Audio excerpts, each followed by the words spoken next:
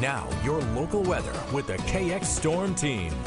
It's 5:45 on your Monday morning. Welcome back. It's a great time of year for Good Day Dakota. We get the sunrise sky cams, and they just look incredible. beautiful. I love this time of year because, yeah, you get the oranges and the pinks, and that's what we have here on the Dickinson sky cam. Just a little bit of cloud cover there, and the temperatures are warm too this morning. We're in the 60s in Dickinson, 64, a southeast wind at about 9 miles per hour. We're the warmest in the Williston area at 64 degrees.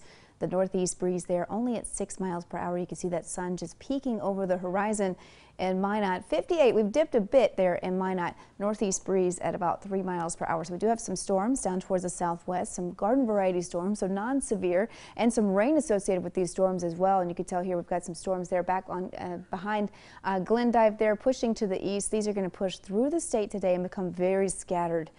So it's going to be very hit or miss into the afternoon. Right now, we're 62 in Bismarck there, 63 in Garrison, 66 in Hettinger and Medora. Wind speeds out of the east, they're mostly going to stay out of the east today. And right now, they're about 5 to 10. They stay around that 5 to 15 mile per hour range into the afternoon. But we could also have a few wind gusts that could maybe peak around 20, 25. So don't be surprised to feel a few wind gusts out there. But we're back in the 80s today.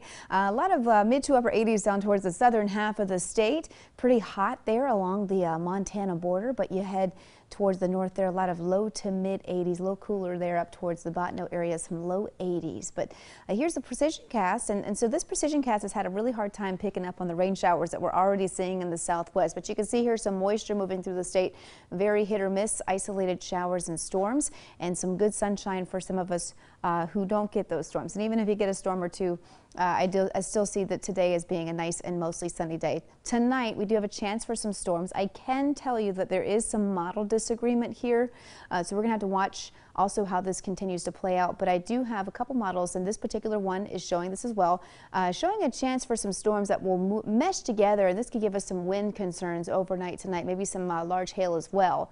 And that can last into early morning. Again, with that complex that just moved through that you saw, that I do have a couple of models that sort of break this apart a bit. But again, that's something we're going to be watching into the overnight. Through tomorrow, mostly sunny. We're back into the 90s tomorrow, and we've got very high dew points, so the heat index will be a problem on Tuesday. So here's the convective outlook. This is technically saying it's for day 2, but that's mostly because we're looking at that chance for some storms moving in from the northwest after midnight.